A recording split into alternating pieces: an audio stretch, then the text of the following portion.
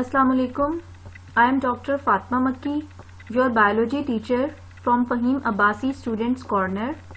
आज हम पढ़ेंगे FSC पार्ट 1 की बायोलॉजी बुक से chapter number 11 which is bio energetics. सबसे पहले देखते हैं कि व्हाट इज बायो एनर्जेटिक्स। हमें पता है कि जितने भी लिविंग ऑर्गेनिजम्स हैं दे नीड एनर्जी। उन सबको एनर्जी चाहिए होती है for being alive and functioning, अपनी बॉडी के डिफरेंट फंक्शंस को परफॉर्म करने के लिए, जिंदा रहने के लिए, अपनी रिप्रोडक्शन के लिए, रेस्पिरेशन के लिए, एक्सक्रीशन के लिए, डाइजेशन के लिए। और इस एनर्जी का मेजर सोर्स है सोलर एनर्जी। लेकिन सब के सब ऑर्गेनिजम्स उस सोलर एनर्जी को डायरेक्टली यूज नहीं कर सकते। लाइक प्लांट्स हैं, वो तो इस सोलर एनर्जी को डायरेक्टली यूज करके इससे अपना फूड तैयार कर सकते हैं, लेकिन एनिमल्स इस एनर्जी को हासिल करते हैं फूड की शक्ल में प्लांट से।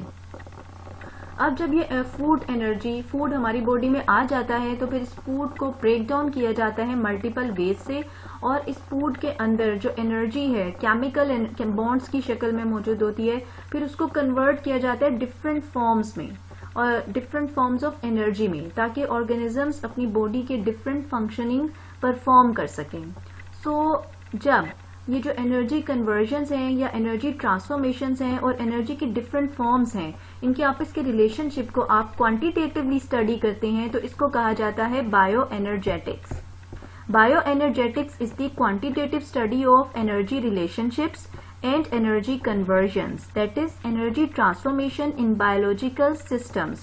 Biological system से मुराद है bodies of living organisms। इसमें plants भी आ सकते हैं, fungi भी, prokaryotes, eukaryotes, animals, they are all included in biological systems।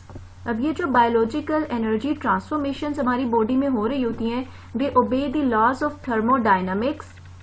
जो सबसे पहला law है, इससे आप काफी हद तक familiar भी होंगे, जिसके मुताबिक energy can neither be created nor it can be destroyed, however it can be converted in from one form to another form. So bioenergetics में जब आप जितने भी एनर्जी के रिलेशनशिप्स को आप स्टडी करते हैं या उसकी ट्रांसफॉर्मेशंस को स्टडी करते हैं, तो वो जो ट्रांसफॉर्मेशंस हैं वो ओबे करती हैं इन लॉज ऑफ थर्मोडायनामिक्स को। अब ये जो एनर्जी है, डिफरेंट प्रोसेसेस हमारी बॉडी में हो रहे होते हैं जिनमें एनर्जी प्रोड्यूस भी हो रही होती है और यूज भी हो रही होती है। इन प्रोसेसेस को कलेक्टिवली कहा जाता है मेटाबॉलिज्म। और मेटाबॉलिज्म दो टाइप्स की होती है, कैटाबॉलिज्म एंड अनाबॉलिज्म। कैटाबॉलिज्म का मतलब है ये एक तकरीबी अमल होता है जिसमें तोड़ फोड़ हो रही होती है, ठीक है। कंपाउंड्स को तोड़ा जाता है, ब्रेक डाउन किया जाता है और उसको ब्रेक डाउन करने से एनर्जी रिलीज होती है, ठीक है। This is actually energy releasing process. और इसकी बहुत कॉमन एग्जांपल आ जाती है respiration. It releases great deal of energy and couples some of this to formation of ATP। ये एक एनर्जी रिलीजिंग प्रोसेस है। और नेक्स्ट टाइप जो मेटाबॉलिज्म में आती है that is anabolism. This is constructive, ठीक है, एज कम्पेयर टू कैटाबॉलिज्म जो कि एक तकरीबी अमल है। ये अनाबॉलिज्म जो है ये एक तामीरी अमल है। इस दौरान क्या होता है कि एनर्जी को कैप्चर किया जाता है, एटीपी की सिंथेसिस की जाती है, ठीक है। और इसके अलावा इसमें जो सबसे कॉमन एग्जांपल आती है फोटोसिंथेसिस आ जाती है जिसमें फूड बनता है। सो ये दो टाइप्स हैं, कैटाबॉलिज्म और एनाबॉलिज्म। कैटाबॉलिज्म और एनाबॉलिज्म के दरमियान में लिंक कौन सा मॉलिक्यूल बना रहा है, दैट इज एडिनोसिन ट्राइफॉस्फेट, ठीक है। और एटीपी जो है ये एक वाहिद मॉलिक्यूल है which is a link between catabolism and anabolism. Anabolism में भी एटीपी इन्वॉल्व होता है और कैटाबॉलिक प्रोसेसेस में भी एटीपी इन्वॉल्व होता है। जी, अब हम देखते हैं फोटोसिंथेसिस को।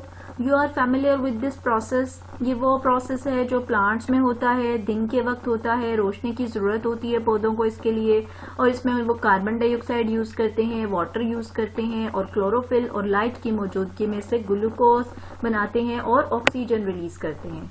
ये वो बातें हैं जो आप लोगों को पहले से इसके बारे में पता है। चलिए अब थोड़ा सा इसका इंट्रोडक्शन देख लेते हैं। फोटोसिंथेसिस में कन्वर्जन होती है सोलर एनर्जी की इनटू केमिकल एनर्जी। जैसे मैंने अभी आपको बताया कि सब के सब ऑर्गेनिजम्स जो हैं वो सनलाइट को डायरेक्टली यूज नहीं कर सकते। सिर्फ प्लांट्स वो वाहिद ऑर्गेनिजम्स हैं जो कि सोलर एनर्जी को डायरेक्टली यूज करके इसे केमिकल एनर्जी में कन्वर्ट करते हैं। यानी फूड बनाते हैं, जो फूड के अंदर बॉन्ड्स होते हैं उनमें वो एनर्जी स्टोर हो जाती है केमिकल बॉन्ड्स में, इसलिए इसको हम कहेंगे केमिकल एनर्जी। अब ये वो प्रोसेस है जिसमें एनर्जी पुअर जो inorganic oxidized compounds of carbon, देखिए कार्बन डाइऑक्साइड इनऑर्गेनिक है ना, आप देखेंगे जो ऑर्गेनिक होते हैं उसमें कार्बन, हाइड्रोजन और ऑक्सीजन, इन 3 बेसिक एलिमेंट्स का होना बहुत जरूरी है।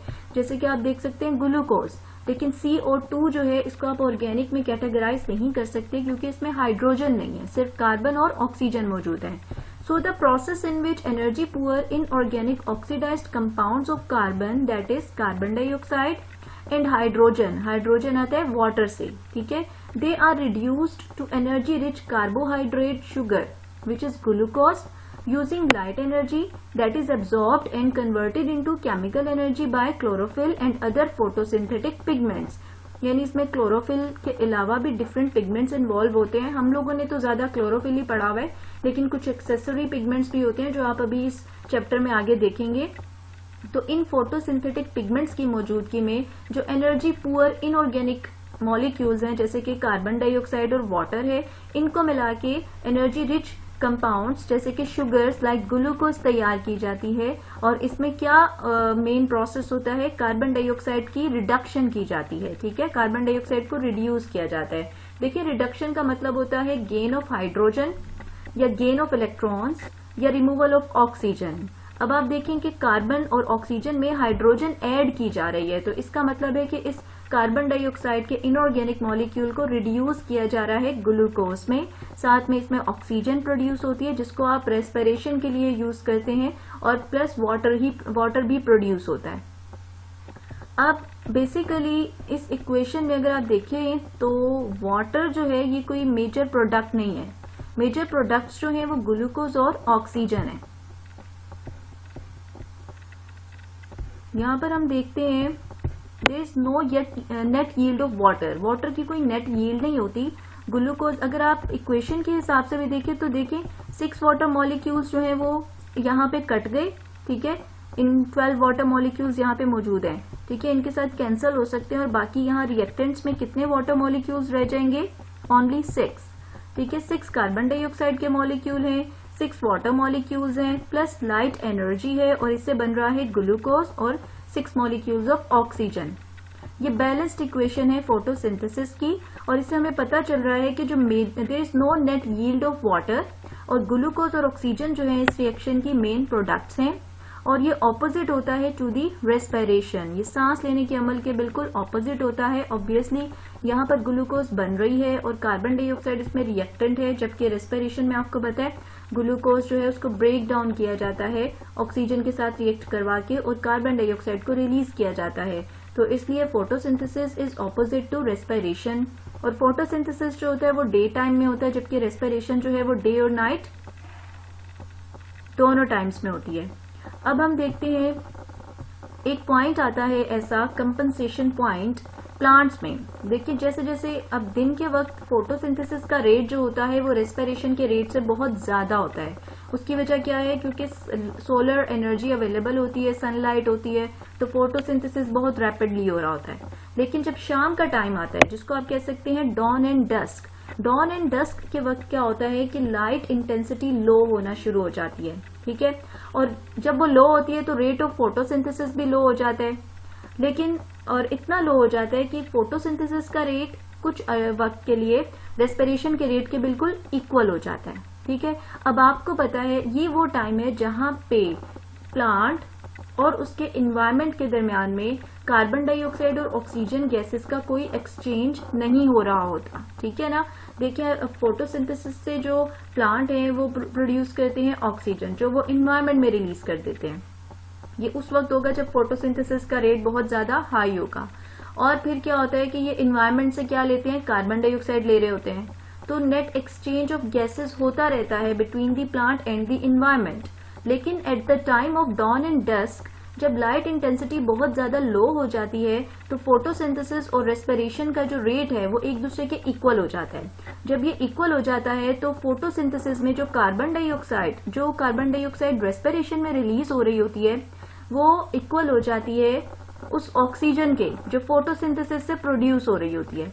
तो अब जो कार्बन डाइऑक्साइड रिलीज हो रही है वो इन्वायरमेंट में जाने की बजाय फोटोसिंथेसाइजिंग सेल्स को जो चाहिए होती है, जो रिक्वायर्ड होती है उनकी क्वांटिटी, ठीक है, उसको फुलफिल कर देती है, बाहर रिमूव नहीं होती, बल्कि ये सेल इसको यूज कर लेते हैं, प्लांट्स के सेल्स फोटोसिंथेसिस में यूज कर लेते हैं।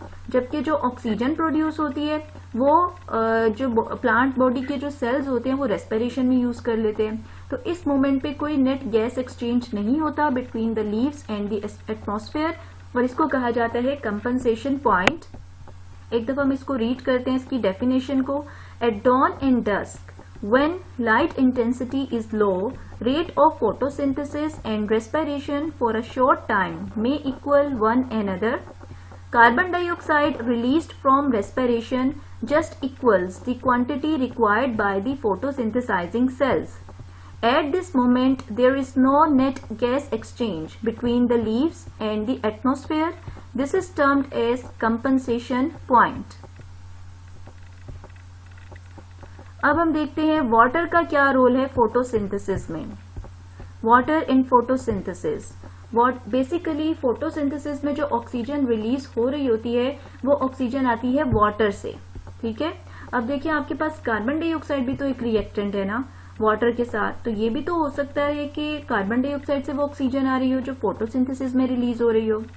तो अब ये देखने के लिए कि क्या वाटर सोर्स ऑफ ऑक्सीजन है या carbon dioxide source of oxygen है, वॉन नील ने एक मफरूजा दिया था, इसने एक हाइपोथेसिस दिया था।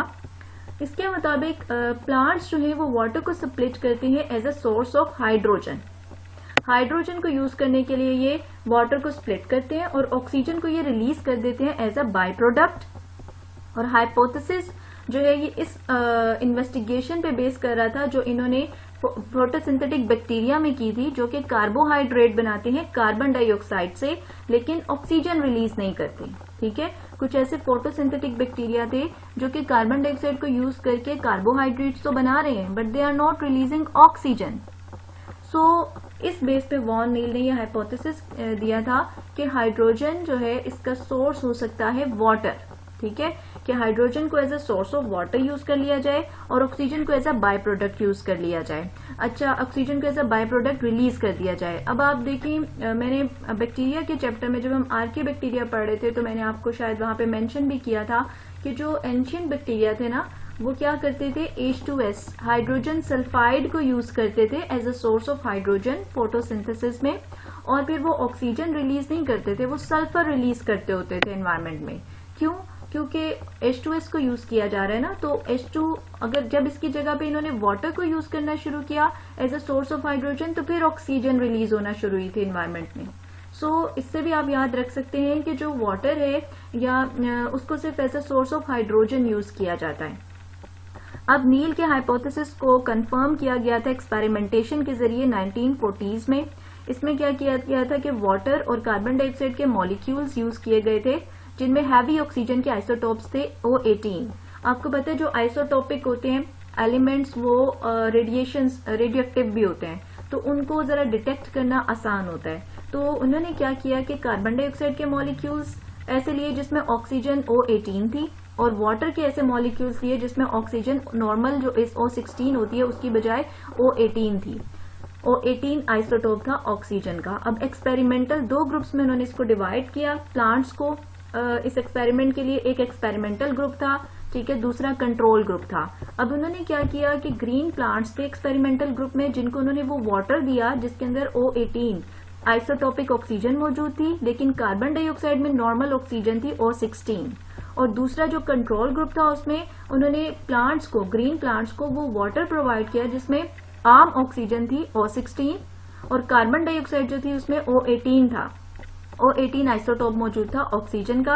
अब इससे उन्होंने ऑब्जर्व क्या किया कि plants of first group released O18 but second group plants did not, ठीक है, ये उनका ऑब्जर्वेशन था कि देखिए ग्रुप 1 के जो प्लांट्स थे उनमें जो ऑक्सीजन रिलीज हो रही थी वो उसमें रेडियोएक्टिव आइसोटोप था ऑक्सीजन का, जबकि ग्रुप 2 के जो प्लांट्स थे उनमें जो ऑक्सीजन रिलीज हो रही थी उसमें वो नॉर्मल आइसोटोप था ऑक्सीजन का। तो इससे हमें क्या पता चलता है कि ऑब्वियसली ये वाटर में जो ऑक्सीजन है that is the source of water जो है that is the source of molecular oxygen which is released during the photosynthesis. Result क्या आया? Water is the raw material of photosynthesis that serves as source of oxygen. अब जब hydrogen जब produce होती है water की स्प्लिटिंग से, जब वाटर ब्रेक डाउन होता है तो इससे जो हाइड्रोजन रिलीज होती है ये बेसिकली कहाँ पे यूज होती है? ये NADP है, निकोटिनामाइड एडेनिन डाई न्यूक्लियोटाइड, आपने नाम सुना होगा NAD का, तो ठीक है। और इसमें ये कोएंजाइम होता है, जब NAD या NADP में हाइड्रोजन ऐड होती है यानी इसकी रिडक्शन होती है, मैंने अभी आपको बताया था addition of hydrogen is known as reduction, तो इससे NADPH2 बनता है, जिसको आप ऐसे भी शो कर सकते हैं और NADPH प्लस H प्लस के तौर पे भी शो कर सकते हैं। तो बेसिकली ये जो हाइड्रोजन है ये NADP को रिड्यूस करने में यूज होती है NADPH2 में। इसको आप अभी डिटेल से आगे चल के देखेंगे जब हम फर्दर फोटोसिंथेसिस के स्टेप्स को डिटेल से देखेंगे। अब ये जो NADPH है इसके अंदर हाइड्रोजन है, इसका मतलब है ये किसी भी मॉलिक्यूल को रिड्यूस करने की पावर रखता है। रिडक्शन क्या है? एडिशन ऑफ हाइड्रोजन, यानी ये अपना हाइड्रोजन किसी भी मॉलिक्यूल को देकर, जैसे कार्बन डाइऑक्साइड है उसको ये अपना मॉलिक्यूल दे सकता है हाइड्रोजन का, ठीक है, या कोई और भी मॉलिक्यूल है, अगर ये अपनी हाइड्रोजन उसमें ऐड कर देगा तो उसके अंदर रिडक्शन, उस मॉलिक्यूल की रिडक्शन हो जाएगी। इसका मतलब है कि NADPH में रिड्यूसिंग पावर मौजूद है, लेकिन NADP में रिड्यूसिंग पावर मौजूद नहीं है क्योंकि इसके पास हाइड्रोजन नहीं है, ठीक है। तो NADPH जो है इसमें रिड्यूसिंग पावर होती है और ये ATP के साथ, इसके अलावा ATP भी बनता है फोटोसिंथेसिस में। तो NADPH और ATP जो है ये दोनों इकट्ठे फोटोसिंथेसिस का जो फर्स्ट स्टेप होता है, जो लाइट की प्रेजेंस में होता है, इसको लाइट रिएक्शन कहते हैं। यहां से ये डार्क रिएक्शन की तरफ लेकर जाए जाते हैं, ठीक है। ATP और NADPH लाइट रिएक्शन में बनते हैं और उसके बाद सेकंड जो पार्ट होता है फोटोसिंथेसिस का वो डार्क रिएक्शंस का होता है, जिसमें कार्बन डाइऑक्साइड से शुगर बनाई जाती है, ठीक है। कार्बन डाइऑक्साइड को रिड्यूस किया जाता है शुगर में इस ATP और NADPH को यूज करके। तो अब इसको आप जब आगे डिटेल से अभी देखेंगे तो आपको इसकी समझ आ जाएगी। जी, अब हम देखते हैं कुछ बेसिक्स हैं फोटोसिंथेसिस के लिए आपको आनी चाहिए। इसमें सबसे पहले आता है जी, सबसे पहले तो उसकी केमिकल इक्वेशन आ गई जिसको हमने देख लिया, रिएक्टेंट्स आ गए, प्रोडक्ट्स आ गई।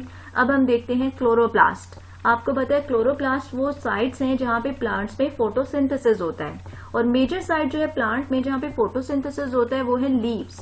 और लीव्स की सरफेस के ऊपर लीव्स की सरफेस में 500 मिलियन पर square millimetre of leaf surface जो है वहां पे फोटोसिंथेसिस, इसमें फोटोसिंथेसिस हो रहा होता है और मेसोफिल सेल्स होते हैं लीव्स में, ठीक है।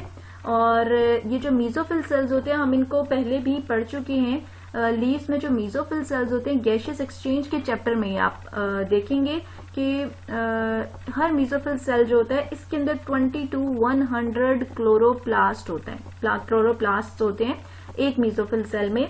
और क्लोरोप्लास्ट के अंदर आपको पता है फोटोसिंथेटिक पिगमेंट होता है जिसको क्लोरोफिल कहा जाता है। और क्लोरोफिल का क्या काम होता है? लाइट एनर्जी को एब्सॉर्ब करना, फिर जिसको केमिकल एनर्जी में कन्वर्ट किया जाता है। और कौन से केमिकल्स की एनर्जी में कन्वर्ट किया जाता है? ATP और NADPH। और ये जो प्रोडक्ट्स होती हैं फिर ये सिंथेसिस ऑफ शुगर के लिए यूटिलाइज की जाती हैं। अब फोटोसिंथेटिक प्रोकैरियोट्स जो हैं इनके जैसे कि बैक्टीरिया हैं, इन आपको पता है ये तो प्रोकैरियोट्स हैं, इनमें तो मेम्ब्रेन बाउंडेड ऑर्गेनेलिस जैसे कि क्लोरोप्लास्ट है ये मौजूद नहीं होता, लेकिन इनके अंदर उसकी जगह पे कुछ नॉन मेम्ब्रेन बाउंडेड आप कह सकते हैं स्ट्रक्चर्स होते हैं, यानी फोटोसिंथेटिक मेम्ब्रेन्स हैं जिनके अराउंड कोई मेम्ब्रेन नहीं है, ठीक है, और ये अनस्टैक्ड हैं। जैसे आपने बी सेल के चैप्टर में क्लोरोप्लास्ट का स्ट्रक्चर बड़ी डिटेल से देखा है, अभी आगे भी हम इसको ब्रीफली देखते हैं। तो ये स्टैक्स होती हैं इसमें ना, थाइलेकॉइड मेम्ब्रेन की स्टैक्स होती हैं जिनके अंदर क्लोरोफिल मॉलिक्यूल्स होते हैं, और थाइलेकॉइड मेम्ब्रेन्स जो होती है ये एक डबल मेम्ब्रेनस एनवेलप में पैक होती हैं। तो यहाँ पे जो फोटोसिंथेटिक प्रोकैरियोट्स हैं उनके अंदर अनस्टैक्ड फोटोसिंथेटिक मेम्ब्रेन्स होती हैं जो बिल्कुल थाइलेकॉइड मेम्ब्रेन की तरह काम करती हैं, और इनके अंदर क्लोरोफिल पिगमेंट्स मौजूद होते हैं।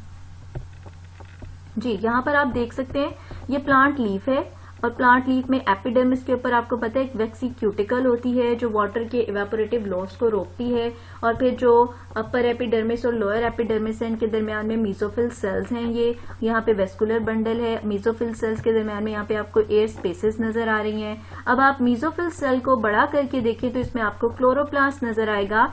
ये क्लोरोप्लास्ट हैं, ठीक है, ये एक सेल है जिसके अंदर आपको ये ग्रीन से स्मॉल स्फीयर्स नजर आ रहे हैं, दीज आर बेसिकली क्लोरोप्लास्ट। और अगर आप एक क्लोरोप्लास्ट को बड़ा करके देखें एक यूकेरियोटिक सेल में, तो ये एक डबल मेम्ब्रेनस स्ट्रक्चर होता है, ये इसकी आउटर मेम्ब्रेन है, ये इनर मेम्ब्रेन है, और इसके अंदर थाइलेकॉइड मेम्ब्रेन्स होती हैं जो सैक लाइक है। एक सैक जो है ये दूसरी सैक के ऊपर, दूसरी तीसरी के ऊपर स्टैक्स बनाती हैं, ये एक अरेंज होके कॉलम बनाती हैं। इस एक कॉलम को कहा जाता है ग्रेनम, और इसके अलावा इनके दरमियान में जो खाली जगह होती है ग्रेना के दरमियान में, उसको कहा जाता है stroma. So this is the basic structure of chloroplast, which is very important organelle with respect to photosynthesis. अब हम देखते हैं कि पिगमेंट्स क्या होते हैं। हम बार बार वर्ड यूज करें ना, chlorophyll is a photosynthetic pigment. अच्छा, पिगमेंट्स वो सब्सटेंसेस होते हैं जो कि विजिबल लाइट को एब्जॉर्ब कर सकते हैं। आपने पढ़ा होगा फिजिक्स में light energy, light is a form of energy, और इनकी डिफरेंट लाइट्स की, डिफरेंट कलर की लाइट्स की डिफरेंट वेवलेंथ्स होती हैं। जो विजिबल लाइट है जिसमें फर्दर डिफरेंट कलर्स मौजूद होते हैं, जैसे आपने पढ़ा होगा कि प्रिज्म में से जब व्हाइट लाइट को पास करते हैं तो ये स्प्लिट हो जाती है डिफरेंट वेवलेंथ्स में, ठीक है, डिफरेंट वेवलेंथ्स और डिफरेंट कलर्स की रेडिएशंस में। तो विजिबल लाइट जो होती है इसके अंदर भी डिफरेंट कलर्स मौजूद होते हैं, और विजिबल लाइट की जो वेवलेंथ है वो है 380 से 750 नैनोमीटर। तो वो सब के सब सब्सटेंसेस जो विजिबल लाइट को एब्जॉर्ब कर सकते हैं उनको कहा जाता है पिगमेंट्स। हमारी आंखों में भी ये पिगमेंट्स मौजूद होते हैं, ठीक है, और जो भी वेवलेंथ एक पिगमेंट एब्जॉर्ब करता है वो हमेशा डिसअपियर हो जाता है, ठीक है। जो कलर ये एब्जॉर्ब कर लेगा, जिसको ये पिगमेंट यूज करेगा, वो डिसअपियर हो जाएगा।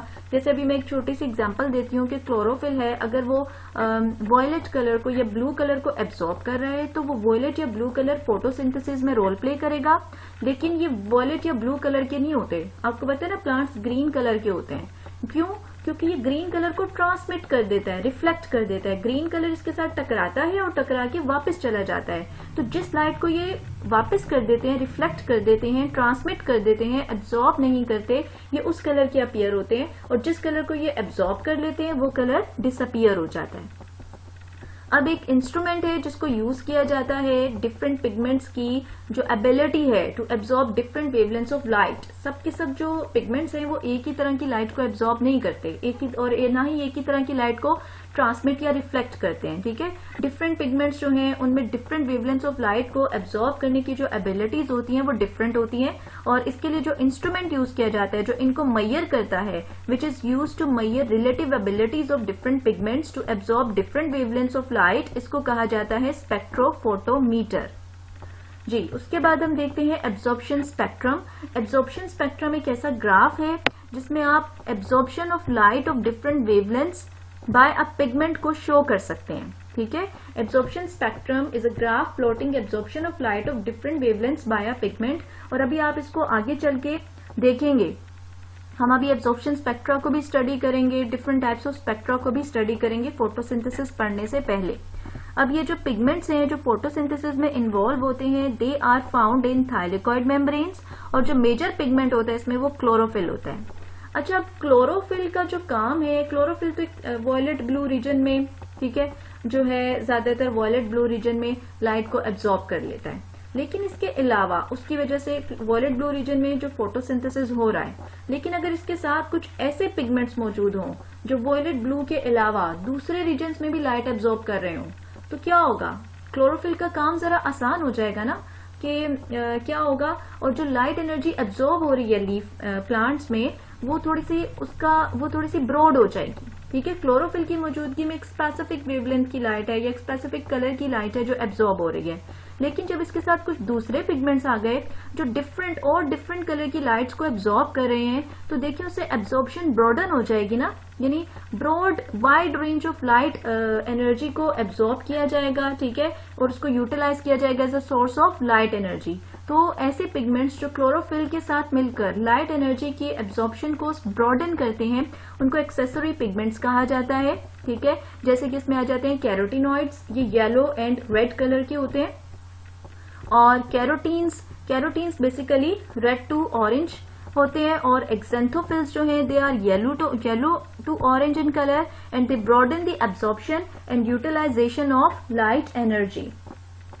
अब देखिए जैसे कैरोटीनॉइड्स है ना, ये बेसिकली ये येलो एंड ऑरेंज रेड क्यों होते हैं, क्योंकि ये येलो और रेड टू ऑरेंज को रिफ्लेक्ट करते हैं, उसको एब्जॉर्ब नहीं करते। कैरोटीनॉइड्स जो है ये ब्लू वॉयलेट रीजन में ब्लू वॉयलेट लाइट को एब्जॉर्ब करते हैं। ठीक है, मैंने भी आपको बताया कि जिस लाइट को ये एब्जॉर्ब करेंगे वो अपीयर नहीं होती, जिसको ये रिफ्लेक्ट कर देते हैं वो अपीयर होती है। तो ये येलो रेड को रिफ्लेक्ट कर देते हैं या ट्रांसमिट कर देते हैं, इसलिए ये yellow and red to orange colour के होते हैं। ठीक है, carotenes red to orange colour की हैं क्योंकि ये रेड टू ऑरेंज को रिफ्लेक्ट कर देती हैं। इसके अलावा क्लोरोफिल एक्सेंथोफिल्स हैं, ये येलो टू ऑरेंज कलर के होते हैं क्योंकि ये येलो टू ऑरेंज कलर को रिफ्लेक्ट कर देते हैं। और क्लोरोफिल ए है, ये एब्जॉर्ब, ये ग्रीन कलर को, येलो कलर को, इंडिगो कलर को रिफ्लेक्ट कर देता है। ठीक है, और खुद ये वॉयलेट ब्लू और ऑरेंज रेड कलर को एब्जॉर्ब करता है। तो ये जो पिगमेंट्स हैं क्लोरोफिल के अलावा जो हमारी बॉडी में मौजूद, प्लांट्स की बॉडी में मौजूद होते हैं क्लोरोफिल के अलावा, लाइक इसमें क्लोरोफिल बी भी आता है, इसमें एक्सेंथोफिल्स आते हैं, इसमें कैरोटीनॉइड्स आते हैं। इन सबको कहा जाता है एक्सेसरी पिगमेंट्स। इनका मेजर फंक्शन है to broaden the absorption of light in plants. जी, नेक्स्ट आता है क्लोरोफिल्स। क्लोरोफिल्स की डिफरेंट फॉर्म्स होती हैं। क्लोरोफिल ए है, बी, सी एंड डी।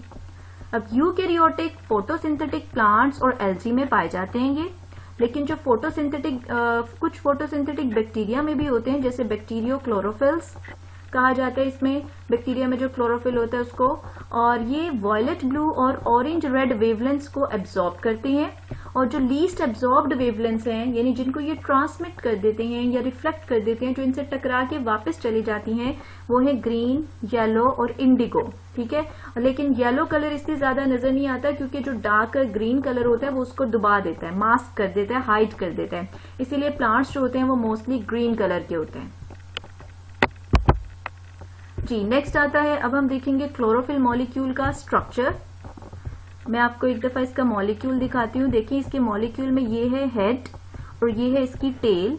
जो मेजर लाइट एब्जॉर्बिंग पार्ट है ना वो इसका हेड है, जिसको पोरफिरिन रिंग कहा जाता है। ये एक पोरफिरिन रिंग है जो लाइट को एब्जॉर्ब करती है, जबकि टेल जो है ये बेसिकली इसको थायरॉइड मेम्ब्रेन के अंदर एम्बेडेड करने के लिए यूज होती है। अब हम देखते हैं, head is a flat square light absorbing part of chlorophyll molecule. इसके अंदर एक कॉम्प्लेक्स पोरफिरिन रिंग होती है। ये जो पोरफिरिन रिंग है, इसमें पोरफिरिन का इसका जो हेड का पार्ट है इसको पोरफिरिन रिंग कहा जाता है। इसके अंदर बेसिकली 4 स्मॉलर पायरोल रिंग्स होती हैं, 4 स्मॉल पायरोल रिंग्स। ठीक है, और composed of carbon and nitrogen atoms. अब हम यहाँ पर देखते हैं, आप यहाँ देख सकते हैं एक ये रिंग है। ठीक है, ये रिंग लाइक स्ट्रक्चर है जिसमें नाइट्रोजन मौजूद है। एक ये रिंग लाइक स्ट्रक्चर है जिसमें नाइट्रोजन मौजूद है। एक ये रिंग लाइक स्ट्रक्चर है जिसमें नाइट्रोजन है, और एक ये रिंग लाइक स्ट्रक्चर है जिसमें नाइट्रोजन है। ये जो 5 कॉर्नर्ड रिंग होती है जिसके अंदर नाइट्रोजन मौजूद होता है, इसको हम कहते हैं पायरोल। अब देखिए इसके जो हेड है जिसको आप पोरफिरिन रिंग कह रहे हैं, इसके अंदर 4 पायरोल रिंग्स हैं जो कि जिनमें से हर एक में एक एक नाइट्रोजन एटम है। और ये जो नाइट्रोजन एटम है ये कोऑर्डिनेट कोवेलेंट बॉन्ड के जरिए अटैच है मैग्नीशियम के साथ, जो एक सेंट्रल एटम है पोरफिरिन रिंग में। ठीक है, जो हीमोग्लोबिन होती है ना, जो ब्लड में ऑक्सीजन को लेकर जाती है, उस प्रोटीन में भी एक इस तरह की रिंग होती है। रिंग कह सकते हैं यहाँ पे जो हीम ग्रुप होता है, हीम ग्रुप जो होता है ना उसमें सेम यही स्ट्रक्चर होता है, लेकिन उसमें मैग्नीशियम की बजाय आयरन एटम होता है। ठीक है, तो ये 4 पायरोल रिंग्स हैं जो कि अटैच होती हैं सेंट्रल मैग्नीशियम एटम के साथ कोऑर्डिनेट कोवेलेंट बॉन्ड के जरिए। और उसके अगर प्लांट्स में मैग्नीशियम हो जाए तो इनमें क्लोरोफिल की कमी हो जाती है, जिसकी वजह से दे अपीयर येलोइंग इन प्लांट्स हो जाती है। और डिफरेंस जो है हीम पोर्शन ऑफ हीमोग्लोबिन और पोरफिरिन रिंग ऑफ क्लोरोफिल में क्या है कि आयरन एटम होता है in the centre instead of magnesium. ये मैंने आपको बता दिया है। अब हम देखते हैं इसकी टेल जो है इसकी, ये एक लॉन्ग और एंकरेज के लिए यूज होती है। बेसिकली ये हाइड्रोफोबिक पार्ट है और हाइड्रोकार्बन होती है, हाइड्रोजन और कार्बन पे मुश्तमिल होती है। And it is attached to one of the pyrrole rings. और ये फाइटोल होती है C20H39। Phytol is an alcohol. आप यहाँ पे देख सकते हैं, इसको हम फाइटोल हाइड्रोकार्बन टेल कहते हैं। It is composed of carbon and hydrogen atoms. ठीक है, ये सिर्फ इसको क्लोरोफिल मॉलिक्यूल को थायरॉइड मेम्ब्रेन्स में एम्बेडेड करने में यूज होती है। Tail is embedded in the hydrophobic core of thylakoid membrane. ये खुद भी हाइड्रोफोबिक है, तो इजीली थाइलेकॉइड मेम्ब्रेन का जो हाइड्रोफोबिक कोर है उसके अंदर इजीली एम्बेडेड हो जाती है। ठीक है, अब हम देखते हैं क्लोरोफिल ए और क्लोरोफिल बी में क्या डिफरेंस होता है।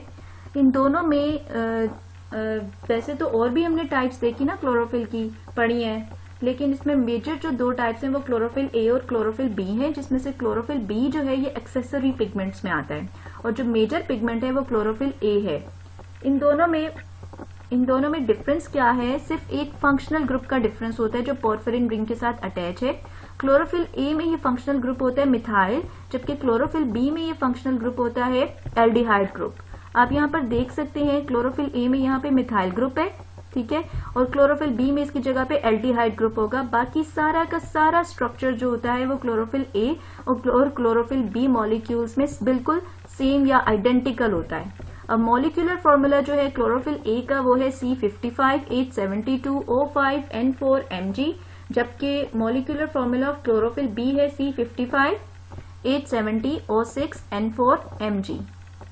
क्लोरोफिल ए जो है ये ब्लू ग्रीन कलर के अपीयर होते हैं, जबकि क्लोरोफिल बी जो है ये येलो ग्रीन कलर के होते हैं। लेकिन मोस्ट एबंडेंट और मोस्ट इंपॉर्टेंट फोटोसिंथेटिक पिगमेंट जो प्लांट्स में पाया जाता है दैट इज क्लोरोफिल ए, और ये डायरेक्टली जो लाइट रिएक्शन होता है फोटोसिंथेसिस का, जिसमें लाइट एनर्जी को एब्जॉर्ब करके एटीपी और NADPH प्रोड्यूस किया जा रहा होता है, उसमें ये क्लोरोफिल ए जो है ये डायरेक्टली पार्टिसिपेट करता है, इसीलिए इसको हम मेजर पिगमेंट भी कहते हैं। और ये जो है क्लोरोफिल ए ये एब्सेंट होता है फोटोसिंथेटिक बैक्टीरिया में। और अब हम देखते हैं क्लोरोफिल ए की भी बहुत सारी फॉर्म्स होती हैं, ठीक है, ये डिफरेंट होती हैं एक दूसरे से इन दी रेड एब्जॉर्बिंग पीक्स, यानी जो रेड वेवलेंथ की लाइट होती है ना उसको ये डिफरेंट इंटेंसिटी में एब्जॉर्ब करती हैं। जैसे कुछ करते हैं, जैसे कुछ क्लोरोफिल ए के मॉलिक्यूल्स हैं वो रेड लाइट को 670 नैनोमीटर पे मैक्सिमम एब्जॉर्ब करते हैं, ठीक है, कुछ ऐसे होते हैं जो 680 नैनोमीटर पे मैक्सिमम एब्जॉर्ब करते हैं, कुछ क्लोरोफिल ए के मॉलिक्यूल्स ऐसे होते हैं जो 690 नैनोमीटर पे मैक्सिमम एब्जॉर्ब करते हैं, ठीक है, और कुछ ऐसे होते हैं जो 700 नैनोमीटर पे मैक्सिमम एब्जॉर्ब करते हैं। तो रेड एब्जॉर्बिंग पीक्स इनकी डिफरेंट होती हैं। पीक्स क्या होता है कि अभी आपको मैं बताऊंगी आगे, जब आप एब्जॉर्प्शन स्पेक्ट्रम पढ़ेंगे तो या एक्शन स्पेक्ट्रम पढ़ेंगे उसमें फिर मैं आपको पीक्स एक्सप्लेन कर दूंगी, ठीक है। क्लोरोफिल बी क्या है, along with the chlorophyll B जो है ये एक एक्सेसरी पिगमेंट है। क्लोरोफिल ए के साथ मिलकर जितने भी ग्रीन प्लांट्स और ग्रीन एल्जी हैं उनमें पाया जाता है ये। और क्लोरोफिल्स जो होते हैं ना ये वाटर में बिल्कुल इंसॉल्युबल होते हैं, और ऑर्गेनिक सॉल्वेंट्स जैसे कि आप देखिए कार्बन टेट्राक्लोराइड वाटर है, कार्बन टेट्राक्लोराइड है, अल्कोहल्स हैं या क्लोरोफॉर्म वगैरह, इनके अंदर ये सॉल्युबल होते हैं जी। नेक्स्ट आते हैं एक्सेसरी पिगमेंट्स जिसमें आते हैं कैरोटिनॉइड्स और क्लोरोफिल बी। कैरोटिनॉइड्स जो होते हैं ये yellow and red orange pigments होते हैं, ये स्ट्रांगली एब्जॉर्ब करते हैं ब्लू वॉयलेट रेंज, इसीलिए ये ब्लू वॉयलेट कलर के नहीं होंगे, ये येलो रेड ऑरेंज कलर को रिफ्लेक्ट कर रहे होते हैं, ट्रांसमिट कर रहे होते हैं, इसलिए येलो रेड ऑरेंज कलर के होते हैं। They broaden the spectrum of light that provides energy for photosynthesis. As I told you earlier कि जो accessory pigments होते हैं ये क्लोरोफिल ए जो एनर्जी एब्जॉर्ब कर रहा होता है उसके अलावा कुछ और अमाउंट ऑफ एनर्जी को भी एब्जॉर्ब कर लेते हैं, जिसकी वजह से जो टोटल अमाउंट ऑफ एनर्जी है, लाइट एनर्जी जो अवेलेबल है फोटोसिंथेसिस के लिए वो ब्रोडन हो जाता है, ठीक है, वो ज्यादा हो जाता है। तो they broaden the spectrum of light which is available for photosynthesis. Accessory pigments absorb करते हैं। दूसरा इनका काम ये कि क्लोरोफिल को बचाते भी हैं।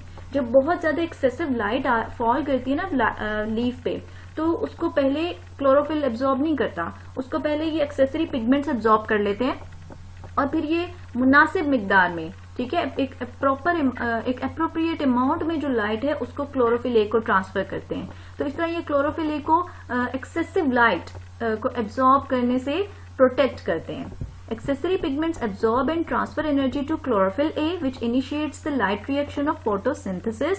अब सबसे पहले क्या होता है कि जो accessory pigment हैं कैरोटिनॉइड्स, इनके पास लाइट एनर्जी आती है, ये इस लाइट एनर्जी को ट्रांसफर कर देते हैं क्लोरोफिल बी को, और फिर क्लोरोफिल बी से ये लाइट एनर्जी ट्रांसफर हो जाती है क्लोरोफिल ए को, ठीक है। So this is the sequence. Directly chlorophyll A जो मेजर पिगमेंट है फोटोसिंथेसिस का, उसमें डायरेक्टली लाइट एब्जॉर्ब नहीं होती है, पहले कैरोटिनॉइड्स के पास आएगी, फिर क्लोरोफिल बी के पास और फिर क्लोरोफिल ए के पास। इस तरह से ये जो एक्सेसरी पिगमेंट्स हैं they provide protection to chlorophyll, they absorb and dissipate excessive light energy, जो एक्सेसिव लाइट एनर्जी होती है उसको ये डिसिपेट कर देते हैं, एनवायरमेंट में रिलीज कर देते हैं और उसको क्लोरोफिल को ट्रांसफर नहीं करते, क्योंकि बहुत ज्यादा लाइट एनर्जी जब अगर चली जाएगी डायरेक्टली क्लोरोफिल ए के पास तो ये उसको डैमेज कर सकती है। और इसी तरह जो कुछ कैरोटिनॉइड्स होते हैं ये हमारी आई में भी होते हैं, ह्यूमन आई में भी होते हैं, और ये हमें हमारी आईज को प्रोटेक्ट करते हैं एक्सेसिव लाइट से।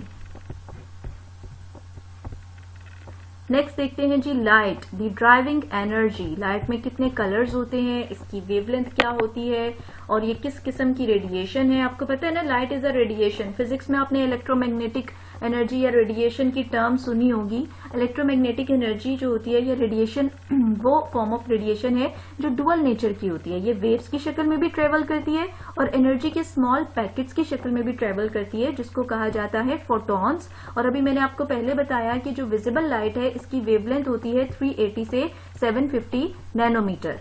और सिर्फ जो टोटल लाइट लीफ सरफेस पे फॉल करती है वो सारी की सारी एब्जॉर्ब नहीं होती, सिर्फ 1% एब्जॉर्ब होती है उसकी और बाकी की 99% लीव्स रिफ्लेक्ट कर देते हैं।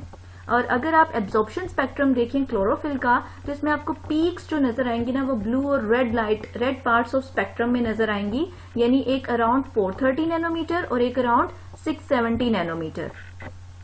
ये देखें। अब इस स्पेक्ट्रम को तो मैं बाद में समझाती हूँ, पहले इसमें क्या बताया हुआ है ये देखते हैं कि इसमें बताया हुआ है कि फोटोसिंथेसिस में लाइट की कौन सी वेवलेंथ है जो बहुत ज्यादा इफेक्टिवली रोल प्ले करती है, जो बहुत ज्यादा जरूरी चाहिए होती है। इसको स्टडी करने के लिए कि कौन सी लाइट की कौन सी वेवलेंथ जो है वो ज्यादा इफेक्टिव होगी, हम जो स्पेक्ट्रम बनाते हैं उसको कहा जाता है एक्शन स्पेक्ट्रम। ठीक है, मैं इसको डिफाइन कर रही हूँ। Graph showing relative effectiveness of different wavelengths of light in driving photosynthesis is known as action spectrum. यानी फोटोसिंथेसिस में लाइट की कौन सी वेवलेंथ है जो सबसे ज्यादा इफेक्टिव है। अब इसको देखने के लिए एंगलमैन ने क्या किया, इसने एक स्पायरोजायरा का फिलामेंट लिया। आपको पता है ये ब्लू ग्रीन एल्जी है, इट्स अ ग्रीन एल्जी।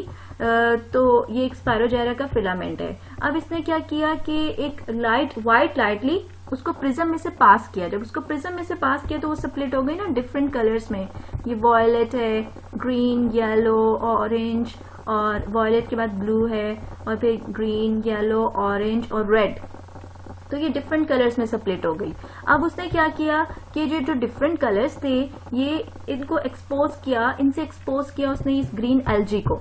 ठीक है, अब देखिए उसने ये देखना था कि कहाँ पे इस ग्रीन एल्जी में हर डिफरेंट जगहों पे डिफरेंट लाइट पड़ रही है। जैसे देखिए यहाँ रेड लाइट पड़ रही है, यहाँ ऑरेंज लाइट है, यहाँ येलो है, यहाँ ग्रीन है, यहाँ ब्लू है, यहाँ वॉयलेट है। तो कौन से हिस्से में ज्यादा फोटोसिंथेसिस हो रहा है। अब इसको देखने के लिए उसने क्या किया, यहाँ पे फोटोसिंथेटिक बैक्टीरिया यूज किए। आपको पता है फोटोसिंथेटिक बैक्टीरिया को अपने फोटोसिंथेसिस के लिए ऑक्सीजन की जरूरत होती है। तो अब आप खुद बताएं कि जो फोटोसिंथेटिक बैक्टीरिया हैं वो स्पायरोजायरा के फिलामेंट में किस जगह पे ज्यादा मौजूद होंगे, जहां पे ऑक्सीजन रिलीज हो रही होगी। और ऑक्सीजन कहाँ रिलीज हो रही होगी, जहां पे फोटोसिंथेसिस हो रहा होगा। और फोटोसिंथेसिस देखा गया, फिर उन्होंने इससे बैक्टीरियल पॉपुलेशन से ये अंदाजा लगाया कि स्पायरोजायरा के जो ये वाला हिस्सा है जहां पे रेड लाइट फॉल कर रही है और जहां पे वॉयलेट ब्लू वाला रीजन है, जहां वॉयलेट ब्लू लाइट फॉल कर रही है, उस रीजन में ये फोटोसिंथेटिक बैक्टीरिया ज्यादा मौजूद हैं जिनको ऑक्सीजन की जरूरत है फोटोसिंथेसिस के लिए। तो इसका मतलब है कि इस हिस्से में जो स्पायरोजायरा का फिलामेंट है वो फोटोसिंथेसिस कर रहा है और ऑक्सीजन को रिलीज कर रहा है। तो यहाँ पे देखिए आप ये पीक्स आप देख सकते हैं, इसको पीक कहा जाता है। ठीक है, अभी मैंने आपको पहले बताया था कि पीक क्या होता है, एब्जॉर्प्शन पीक। यानी यहाँ पे वॉयलेट ब्लू रीजन में पीक आ रही है, इसके अलावा इस रीजन में कोई पीक नहीं है। ठीक है, और यहाँ पे पीक आ रही है। ठीक है, तो ये पीक्स शो कर रही है कि रेड और वॉयलेट ब्लू रीजन में फोटोसिंथेसिस सब बहुत ज्यादा हाई रेट पे हो रहा है, जबकि जो दरमियान वाला हिस्सा है ब्लू, ग्रीन, येलो, ऑरेंज, इसमें फोटोसिंथेसिस बहुत स्लो रेट पर हो रहा है। तो इसको कहा जाता है एक्शन स्पेक्ट्रम। और सबसे पहला एक्शन स्पेक्ट्रम जो था ये जर्मन बायोलॉजिस्ट T.W. एंगलमैन ने 1883 में ही obtain this very first action spectrum, और इसने स्पायरोजायरा पे काम किया था। और ये एक्शन स्पेक्ट्रम अभी हमने देखा। ठीक है। और देखिए आप एक्शन स्पेक्ट्रम को कैसे हासिल कर सकते हैं। We illuminate the plant with the light of different wavelengths and estimating relative carbon dioxide consumption और ऑक्सीजन रिलीज ड्यूरिंग फोटोसिंथेसिस। अगर आपको ये इस एक्शन स्पेक्ट्रम की समझ आ गई है तो फिर आपको इस पॉइंट की भी समझ आ गई होगी कि how you can obtain the action spectrum. चलें जी आगे चलते हैं। अब हम देखते हैं absorption spectrum of chlorophyll and carotenoids. अभी मैंने आपको बताया था कि एब्जॉर्प्शन स्पेक्ट्रम क्या होता है। ये एक ऐसा ग्राफ होता है जो शो करता है relative abilities of different pigments to absorb the different wavelengths of light. कि आपके पास डिफरेंट पिगमेंट्स हैं, जैसे कि यहाँ पे 3 है, क्लोरोफिल बी है, क्लोरोफिल ए है और कैरोटिनॉइड्स हैं। ये तीनों पिगमेंट्स जो हैं डिफरेंट वेवलेंथ्स ऑफ लाइट को कितना ज्यादा एब्जॉर्ब कर रही हैं। इस तरह के स्पेक्ट्रम को हम क्या कहते हैं, एब्जॉर्प्शन स्पेक्ट्रम। तो आप देख सकते हैं कि क्लोरोफिल ए को पर्पल से शो किया गया है और क्लोरोफिल ए जो मॉलिक्यूल है ये एब्जॉर्ब कर रहा है वॉयलेट ब्लू रीजन में। यहाँ पे पीक शो कर रहा है, ठीक है, वॉयलेट ब्लू रीजन में इसकी पीक है और इसके अलावा ऑरेंज रेड रीजन में पीक है। तो इससे हमें क्या, ये जो एब्जॉर्प्शन स्पेक्ट्रम है क्लोरोफिल ए का, ये क्या शो कर रहा है, ये बता रहा है कि वॉयलेट ब्लू और ऑरेंज रेड रीजन में मैक्सिमम एब्जॉर्प्शन हो रही है लाइट एनर्जी की। उसके बाद हम देखते हैं कैरोटिनॉइड्स हैं। कैरोटिनॉइड्स जो है ये ज्यादा एब्जॉर्ब कर रहे हैं ब्लू वॉयलेट रीजन में, ठीक है, ये ब्लू और वॉयलेट रीजन में ज्यादा एब्जॉर्ब कर रहे हैं, इसलिए इनकी पीक्स यहाँ पर आ रही हैं। जबकि क्लोरोफिल बी जो है आप देख सकते हैं कि ये भी तकरीबन जो ऑरेंज रीजन जो है, ऑरेंज रेड रीजन और जो ब्लूइश रीजन है, इसमें ये ज्यादा एब्जॉर्ब कर रहे हैं। So this is the absorption spectrum of chlorophyll A, chlorophyll B and carotenoids. और नेक्स्ट आपको शो किया गया है एक्शन स्पेक्ट्रम ऑफ फोटोसिंथेसिस, ठीक है। इसमें ये देखा गया है कि कौन से हिस्से हैं जहां पे फोटोसिंथेसिस ज्यादा हो रहा है। तो आप देखिए आपको 2 पीक्स नजर आ रही हैं, एक पीक जो आपको ब्लू रीजन में नजर आ रही है और एक ऑरेंज रेड रीजन में नजर आ रही है। तो इस एक्शन स्पेक्ट्रम से आपको क्या पता चल रहा है कि जो ब्लू रीजन है 400 से 450 नैनोमीटर के दरमियान और जो ऑरेंज रेड रीजन है 650 से 700 नैनोमीटर के दरमियान, ये 2 ऐसे रीजन हैं जहां पे फोटोसिंथेसिस का रेट सबसे हाई है। तो अब अगर मैं आपसे पूछूं कि कौन सी वेवलेंथ ऑफ लाइट है या कौन सा कलर ऑफ लाइट है जो कि हाईली इफेक्टिव है इन फोटोसिंथेसिस, तो क्या आप इसका आंसर कर सकते हैं? इसका आंसर होगा वॉयलेट ब्लू और ऑरेंज रेड। जी आगे हम देखते हैं कार्बन डाइऑक्साइड क्या रोल प्ले करती है। ये एक फोटोसिंथेटिक रिएक्टेंट है और इसकी रिडक्शन होती है एटीपी और NADH की प्रेजेंस में। आपको पता है जो टोटल फोटोसिंथेसिस इस यूनिवर्स में हो रहा है उसका 10% टेरेस्ट्रियल एनवायरनमेंट में होता है, जबकि 90% जो है वो एक्वेटिक एनवायरनमेंट में होता है। तो आपको पता है हवा के अंदर तो कार्बन डाइऑक्साइड अवेलेबल है और इसकी कंसंट्रेशन भी आपको पता होगी 0.03 से 0.04% तक होती है, जबकि एक्वेटिक एनवायरनमेंट में जो कार्बन डाइऑक्साइड है ये अवेलेबल होती है डिसॉल्व फॉर्म में, ठीक है, बाय कार्बोनेट्स और सोलेबल कार्बोनेट्स की शक्ल में ये अवेलेबल होती है। अब प्लांट्स में क्या होता है, कार्बन डाइऑक्साइड हो या ऑक्सीजन गैस हो, ये स्टोमेटा के जरिए अंदर जाती है जो लोअर एपिडर्मिस पे मौजूद होते हैं, ठीक है, और फिर उसके अंदर जो अंदर जाती है तो अंदर मेसोफिल सेल्स होते हैं, स्पॉन्जी मेसोफिल सेल्स, जिनके सरफेस पे वाटर होता है, ये उस वाटर में डिसॉल्व हो जाती है और फिर वो जो मेसोफिल सेल्स की सेल वॉल्स हैं वो इस वाटर को एब्सॉर्ब कर लेती हैं और इस तरह कार्बन डाइऑक्साइड उन मेसोफिल सेल्स के अंदर चली जाती है और उन मेसोफिल सेल्स में क्या मौजूद है, क्लोरोप्लास्ट, जिनमें मौजूद है क्लोरोफिल, और वहां पे जाके फिर ये फोटोक्लोरोप्लास्ट के अंदर फिर फोटोसिंथेसिस में कार्बन डाइऑक्साइड यूज होती है। ये जो स्टोमेटा है ये लीफ की सरफेस का सिर्फ 1 to 2% बनाते हैं और ये एडजस्टेबल पोर्स होते हैं, ठीक है, ये खुलते और बंद होते रहते हैं। आपने पढ़ा हो शायद इनके स्ट्रक्चर के बारे में कि ये जो स्टोमेटा होते हैं इनके अराउंड कुछ लोबिये की शक्ल के सेल्स होते हैं जिनको गार्ड सेल्स कहते हैं और उन गार्ड सेल्स की मदद से ये स्टोमेटा जो है इनकी ओपनिंग और क्लोजिंग होती है और डेली रिदमिक ओपनिंग रिदमिक होते हैं जो पीरियोडिकली होती है। कुछ वक्त के बाद इनकी जो ओपनिंग और क्लोजिंग होती है स्टोमेटा की, ये एक इंटरनल क्लॉक की वजह से होती है which is located in the guard cells. देखिए ये इंटरनल क्लॉक क्या होता है, प्लांट्स जो होते हैं ना उनके अंदर हमारी तरह देखने की हिस्स, चखने की हिस्स, सूंघने की हिस्स तो नहीं होती, लेकिन उनके अंदर कुछ ऐसे मॉलिक्यूल्स होते हैं या आप कह सकते हैं कुछ ऐसी प्रोटीन्स होती हैं जिनकी कंसंट्रेशन से ये अंदाजा लगा लेते हैं कि ये इस टाइम डे टाइम में है या नाइट टाइम में है, ठीक है। ये जो इसको कहा जाता है इंटरनल क्लॉक। अब ये जो इंटरनल क्लॉक है ना, ये इसका कॉन्सेप्ट आपको मिलेगा जो रिप्रोडक्शन का चैप्टर है, उसमें आप टॉपिक पढ़ेंगे फोटो पीरियोडिज्म। वहां मैं आपको याद करवा दूंगी कि ये हमने बायोएनर्जेटिक्स के चैप्टर में भी पढ़ा था कि एक इंटरनल क्लॉक मौजूद होता है गार्ड सेल्स में, और अगर आप एक प्लांट को डार्क में भी रख देते हैं, इवन देन स्टोमेटा जो है वो अपनी जो डेली इनकी ओपनिंग एंड क्लोजिंग है उसको कंटिन्यू रखते हैं, क्योंकि इनके अंदर एक इंटरनल क्लॉक होता है जो इन्हें बताता है कि अब तुम now open the stomata और now close the stomata। Next देखते हैं जी, फोटोसिंथेसिस में जो रिएक्शंस होते हैं उनके बारे में पढ़ते हैं। फोटोसिंथेसिस में जो रिएक्शंस होते हैं ना, ये बेसिकली दो तरह के होते हैं, ऑक्सीडेशन भी और रिडक्शन भी। आपने केमिस्ट्री में पढ़ा होगा कि वो केमिकल रिएक्शंस जिनमें ऑक्सीडेशन भी हो रही होती है और रिडक्शन भी हो रही होती है, उनको कहा जाता है रिडॉक्स रिएक्शन या रिडॉक्स प्रोसेसेस।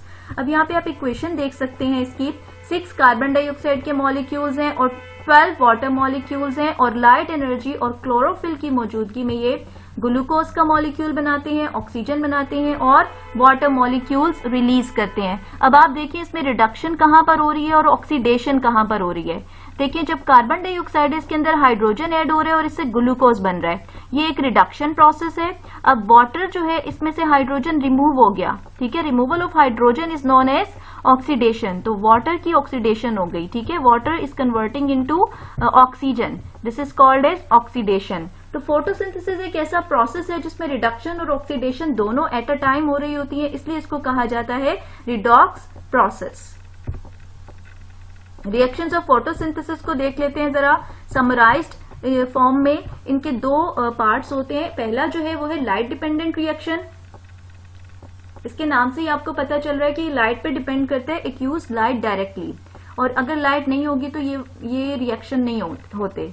अब लाइट एनर्जी जो है इसको कौन एब्जॉर्ब करता है, फोटोसिंथेटिक पिगमेंट्स एब्जॉर्ब करते हैं, और फिर ये लाइट एनर्जी को, लाइट डिपेंडेंट रिएक्शंस जो होते हैं, ये लाइट एनर्जी को केमिकल एनर्जी में कन्वर्ट करते हैं, यानी केमिकल बॉन्ड्स की शक्ल में ये उसको स्टोर कर देते हैं लाइट एनर्जी को, ठीक है। और वो कौन से मॉलिक्यूल्स हैं जिनके अंदर केमिकल एनर्जी की शक्ल में लाइट एनर्जी को स्टोर किया जाता है? एक है उसमें NADPH2 या NADPH+H+, और ये देते हैं रिड्यूसिंग पावर, और दूसरे आ जाते हैं ATP, एडिनोसिन ट्राइफॉस्फेट, जो देते हैं एसिमिलेटिंग पावर। सो ये दोनों जो है ये लाइट डिपेंडेंट रिएक्शंस में बनते हैं। They temporarily store energy which is carried along with hydrogen to light independent reactions. इसको जब आप फर्दर डार्क रिएक्शन और लाइट रिएक्शंस को डिटेल से पढ़ेंगे तो आपको पता चल जाएगा कि किस तरह से NADPH और ATP को आगे लाइट रिएक्शन से डार्क रिएक्शन की तरफ लेकर जाया जाता है। लाइट इंडिपेंडेंट रिएक्शंस आ जाते हैं, they don't use light directly, और ये अगर लाइट अवेलेबल है तब भी दे कैन टेक प्लेस, और अगर लाइट अवेलेबल नहीं है, even if the plant is in the dark, तब भी ये होते रहते हैं, ठीक है। ये क्या करते हैं, they reduce carbon dioxide to sugar. ये कार्बन डाइऑक्साइड में हाइड्रोजन ऐड करते हैं ATP और NADPH की मौजूदगी में, और उसको शुगर, जिसको ग्लूकोज कहते हैं, उसमें कन्वर्ट कर देते हैं, ठीक है। दे रिड्यूस, ये जो रिएक्शंस हैं ये रिड्यूस करते हैं कार्बन डाइऑक्साइड को to sugar using energy from ATP and energized electron from NADPH। अब ये एक डायग्राम है जो कि आपको अभी समझ नहीं आएगी। मैं आपको पहले लाइट रिएक्शंस पढ़ाती हूँ, फिर डार्क रिएक्शंस पढ़ाऊंगी, उसके बाद हम इस डायग्राम पर आएंगे which is given in your book. जी, अब हम देखते हैं लाइट डिपेंडेंट रिएक्शंस को। लाइट डिपेंडेंट रिएक्शंस जो होते हैं ये बेसिकली एनर्जी कन्वर्जन की फेज है, जिसमें लाइट एनर्जी को केमिकल एनर्जी में कन्वर्ट किया जाता है। किस तरह से? ATP और NADPH की फॉर्मेशन के जरिए। अब फोटो सिस्टम, ये एक ऐसा स्ट्रक्चर है जो लाइट रिएक्शंस को पढ़ने के लिए आपको पता होना चाहिए कि फोटो सिस्टम क्या है और इसका स्ट्रक्चर क्या होता है। फोटो सिस्टम में basically it is a cluster of photosynthetic pigments. जो डिफरेंट फोटोसिंथेटिक पिगमेंट्स है ना, आपको पता है क्लोरोफिल ए ही is not the only pigment which is playing its role in photosynthesis, बल्कि क्लोरोफिल ए के अलावा कुछ एक्सेसरी पिगमेंट्स भी होते हैं जैसे कि क्लोरोफिल बी और कैरोटिनॉइड्स, एक्सेंथोफिल्स। तो जितने भी फोटोसिंथेटिक पिगमेंट्स होते हैं ये सब के सब एक क्लस्टर की शक्ल में मौजूद होते हैं और उस क्लस्टर को कहा जाता है फोटोसिस्टम। और ये क्लस्टरिंग क्यों होती है इनकी, ताकि ये एफिशिएंटली लाइट को एब्जॉर्ब कर सकें और उसको यूज कर सकें सेलुलर एनर्जी की, और सेलुलर एनर्जी जो है, ये जो लाइट एनर्जी उसको अच्छी तरह से यूज कर सकें। ठीक है, जब ये क्लस्टर की शक्ल में होते हैं तो ये मैक्सिमम लाइट एनर्जी को एब्जॉर्ब भी कर लेते हैं और फिर इसको एक मॉलिक्यूल्स इकट्ठे होंगे, एक दूसरे के साथ कांटेक्ट में होंगे तो एक पिगमेंट मॉलिक्यूल से लाइट एनर्जी दूसरे से तीसरे में जाती जाएगी। ठीक है, लाइट एनर्जी को ट्रांसफर करना भी आसान होता है। और ये फोटो सिस्टम्स जो हैं they are present in the thylakoid membranes. ये एक फोटो सिस्टम शो किया गया है यहाँ पर। अब देखिए फोटो सिस्टम जो होता है ना, इसके दो मेजर पार्ट्स हैं। एक होता है इसका रिएक्शन सेंटर, जो आप यहाँ पे देख सकते हैं, थोड़ा सा डार्कर रीजन है। ठीक है, ये एक रिएक्शन सेंटर है और जिसमें आपको एक पिगमेंटेड मॉलिक्यूल नजर आ रहा है जिसको क्लोरोफिल 2 कहा गया है। ठीक है, ग्रीन कलर का। और यहाँ पे भी आपको बहुत सारे पिगमेंट मॉलिक्यूल्स नजर आ रहे हैं बाहर वाले रीजन में, लेकिन ये रिएक्शन सेंटर का हिस्सा नहीं है। इसको कहा जाता है एंटीना कॉम्प्लेक्स। एंटीना कॉम्प्लेक्स का जो काम होता है ना, इसका काम होता है लाइट को गैदर करना, लाइट को इकट्ठा करना। Its function is light gathering. ठीक है, जबकि ये जो रिएक्शन सेंटर होता है इसका काम होता है to convert the light energy into chemical energy. Light energy की केमिकल एनर्जी में ट्रांसफॉर्मेशन करना काम होता है रिएक्शन सेंटर का। अब आप यहाँ पे देख सकते हैं कि फोटोन्स ऑफ लाइट एनर्जी जो है they are falling on the pigment molecules which are present in the antenna. Antenna part जो है फोटो सिस्टम का, उस पर जब लाइट एनर्जी फॉल करती है तो देखिए एक मॉलिक्यूल से दूसरे में ट्रांसफर हो रही है रेजोनेंस के जरिए। रेजोनेंस आपने पढ़ा होगा फिजिक्स में, जब इसमें एनर्जी आती है तो ये एक्साइट हो जाता है। ठीक है ना, मूव करना शुरू कर देता है, वाइब्रेशन स्टार्ट कर देता है। जब ये वाइब्रेट करेगा तो वाइब्रेशन के दौरान ये अपने एडजेसेंट पिगमेंट मॉलिक्यूल के साथ टकराएगा और उसको एनर्जी ट्रांसफर कर देगा। इस तरह एनर्जी एंटीना के एक पिगमेंट मॉलिक्यूल से दूसरे में ट्रांसफर होती है, दूसरे से तीसरे में ट्रांसफर होती है और फाइनली ये चली जाती है रिएक्शन सेंटर। जो फोटो सिस्टम का जो रिएक्शन सेंटर है उसके अंदर भी एक क्लोरोफिल मॉलिक्यूल होता है, उस तक चली जाती है ये। ठीक है, अब यहाँ जो पिगमेंट मॉलिक्यूल्स एंटीना में मौजूद है ना, एंटीना कॉम्प्लेक्स में, वो है क्लोरोफिल ए, क्लोरोफिल बी और कैरोटिनॉइड्स। ठीक है, ये क्या करते हैं, ये they are channelling the energy to the reaction centre, यानी जो एनर्जी इनके पास आ रही है उसको ये अल्टीमेटली कहाँ ट्रांसफर कर रहे हैं, रिएक्शन सेंटर में। और जो रिएक्शन सेंटर है इसके कौन से दो पार्ट्स होते हैं, इसमें वन और मोर मॉलिक्यूल्स ऑफ क्लोरोफिल ए हैं, ये क्लोरोफिल ए का मॉलिक्यूल है। ठीक है, along with the primary electron acceptor, और इसके अलावा ये इसमें आप लेबल भी किया हुआ इसको, ये प्राइमरी इलेक्ट्रॉन एक्सेप्टर है, ये इलेक्ट्रॉन को एक्सेप्ट करता है। किस तरह करता है, उसके साथ आगे क्या करता है, वो भी आगे आप जब डार्क और लाइट रिएक्शंस को डिटेल से देखेंगे तो फिर हम इसको पढ़ेंगे। सो ये है जी इसका क्लोरोफिल का मॉलिक्यूल और ये है इसका primary reaction centre.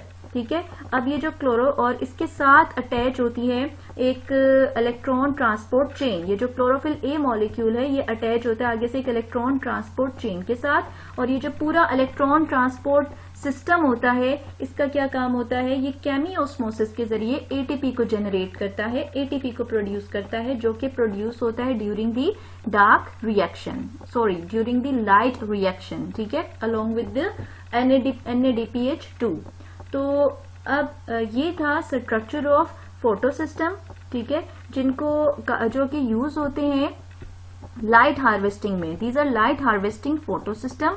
Energy of light या फोटोन जो होते हैं they are absorb by the photosynthetic pigment molecules and is transferred from molecule to molecule by resonance and finally reach the reaction centre where actual energy conversion begins, यानी यहाँ पे light energy से ATP और NADPH2 को बनाया जाता है। और अब हम आगे देखते हैं, ये वो स्ट्रक्चर है जो कि मेजर रोल प्ले करता है फोटोसिंथेसिस में।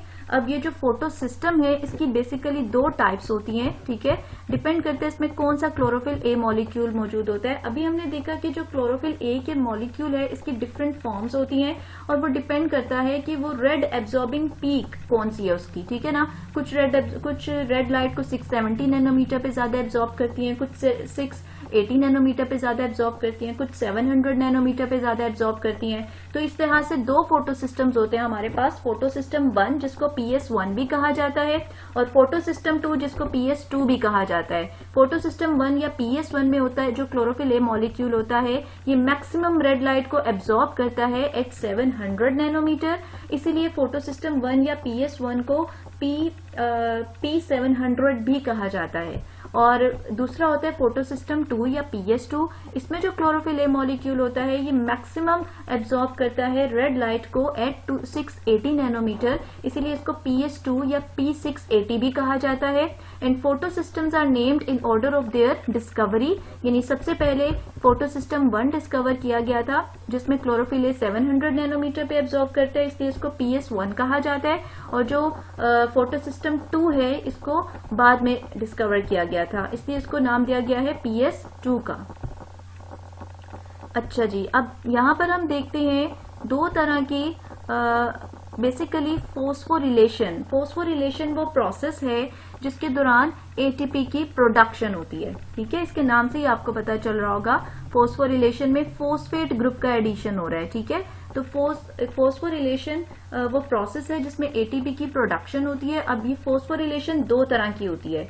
यहाँ जो इलेक्ट्रॉन फ्लो होता है, इलेक्ट्रॉन हमेशा याद रखिएगा, चाहे रेस्पिरेशन हो चाहे फोटोसिंथेसिस हो, इसमें एटीपी की फॉर्मेशन के लिए हमेशा इन्वॉल्व होती है इलेक्ट्रॉन ट्रांसपोर्ट चेन, ठीक है, इलेक्ट्रॉन ट्रांसपोर्ट चेन इन्वॉल्व होती है। और जहां पे भी इलेक्ट्रॉन ट्रांसपोर्ट चेन इन्वॉल्व होगी वहां पे फोस्फोरिलेशन होगी।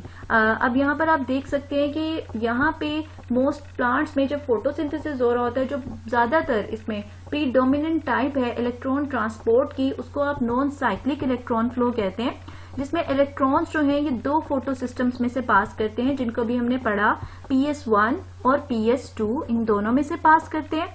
और जब ये PS1 और PS2 दोनों में से पास करते हैं, उस वक्त जो फोस्फोरिलेशन हो रही होती है उसको कहा जाता है नॉन साइक्लिक फोस्फोरिलेशन, क्योंकि यहाँ पे जो इलेक्ट्रॉन्स का फ्लो होता है वो साइक्लिक नहीं होता, वो एक ही जगह से जब गुजर जाते हैं एक दफा तो दोबारा वहां से नहीं गुजरते, ठीक है, वो एक जगह से गुजर गए तो दोबारा इन्होंने वहां से नहीं गुजरना, इसीलिए इसको हम कहते हैं ये कोई साइकिल नहीं बनाते, इसलिए हम इसको कहते हैं कि इनका जो फ्लो होता है इलेक्ट्रॉन्स का नॉन साइक्लिक होता है। और इस दौरान जो एटीपी बनता है उसको नॉन साइक्लिक फोस्फोरिलेशन कहते हैं। अभी जब आप इसको पढ़ेंगे साइक्लिक और नॉन साइक्लिक फोस्फोरिलेशन को, तो आपको ज्यादा अच्छे तरीके से इसका कॉन्सेप्ट क्लियर हो जाएगा।